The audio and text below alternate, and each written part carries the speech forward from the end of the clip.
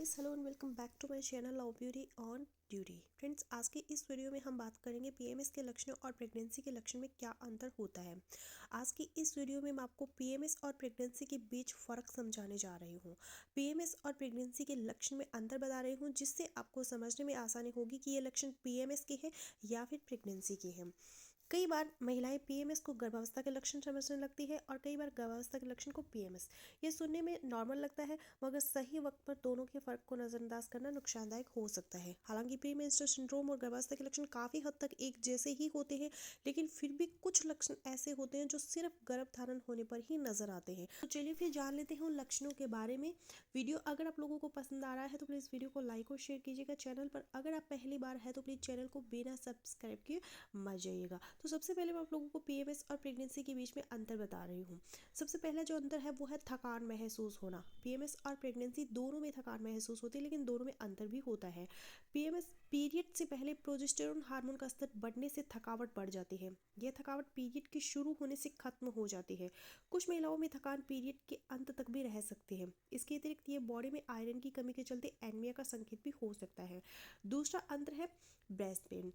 PMS और pregnancy दोनों में ब्रेस्ट पेन होता है, लेकिन दोनों में अंतर भी होता है। बात करें पीएमएस की, तो पीएमएस के दौरान ब्रेस्ट में सूजन और टेंडरनेस आ सकती है। यह कम या ज़्यादा भी हो सकती है। पीरियड से बिल्कुल पहले ये सबसे ज़्यादा होती है। ब्रेस्ट का बाहरी हिस्सा फूला हुआ नजर आता है। ब्रेस्ट में हल्का दर्द और भारीपन का एहसास हो सकता है। पीरियड के बाद प्रोजेस्टेरोन हार्मोन का स्तर कम होने से ये दर्द कम हो जाता है। बात करें प्रेगनेंसी की, तो प्रेगनेंसी के शुरुआती दिनों में ब्रेस्ट छूने में काफ़ी संवेदनशील और टेंडर नजर आ सकते हैं। इस दौरान ये भारी भी हो सकते हैं। गर्भ धारण करने के 1 या 2 हफ्ते बाद यह स्थिति पैदा होती है। प्रोजेस्टेरोन का स्तर ज्यादा रहने के कारण आखिर तक ऐसा ही रह सकता है।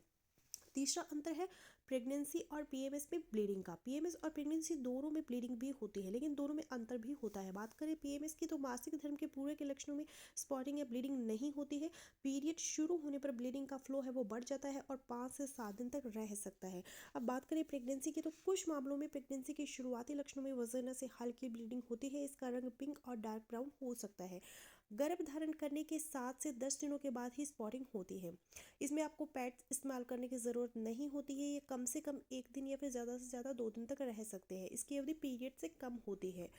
चौथा जो अंतर होता है पीएमएस और प्रेगनेंसी में, वो है कब्ज का। कब्ज की समस्या भी पीएमएस और प्रेगनेंसी दोनों में होती है। महिलाओं में हार्मोनल बदलाव कब्ज होने का एक मुख्य कारण बनते हैं और प्रेगनेंसी होने पर महिलाओं के भीतर हार्मोनल बदलाव होते हैं। इसलिए प्री मेंस्ट्रुअल सिंड्रोम और गर्भावस्था होने पर अधिकतर महिलाओं को कब्ज की शिकायत होती है। प्रेग्नेंट महिलाओं को पहले 2 ट्राइमेस्टर यानी कि प्रेगनेंसी के 6 महीने तक कब्ज होने की संभावना होती है। वहीं पीएमएस होने पर पीरियड शुरू होते ही कब्ज की समस्या खुद ब खुद खत्म हो जाती है।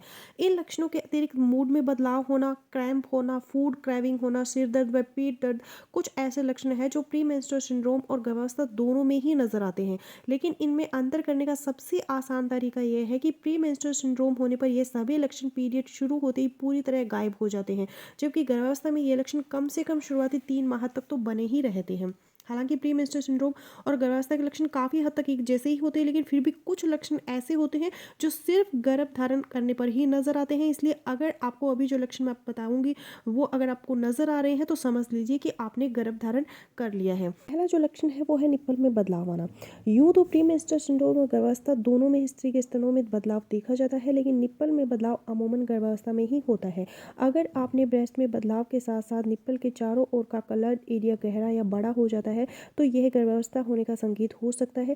निप्पल में यह बदलाव गर्भधारण के 1 या 2 सप्ताह बाद नजर आता है। दूसरा है उल्टी और मतली आना। हालांकि पीरियड शुरू होने से पहले कुछ महिलाओं को पाचन संबंधी कुछ हल्की परेशानी हो सकती है, लेकिन प्री मेंस्ट्रुअल सिंड्रोम में स्त्री को उल्टी या मतली का एहसास नहीं होता है।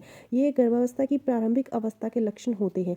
अगर आपको उल्टी जैसा एहसास होता है या अक्सर उल्टी होती है तो यह आपके गर्भवती होने का संकेत हो सकता है। तीसरा लक्षण है पीरियड मिस होना। गर्भधारण के बारे में पता लगाने का सबसे आसान तरीका है पीरियड्स।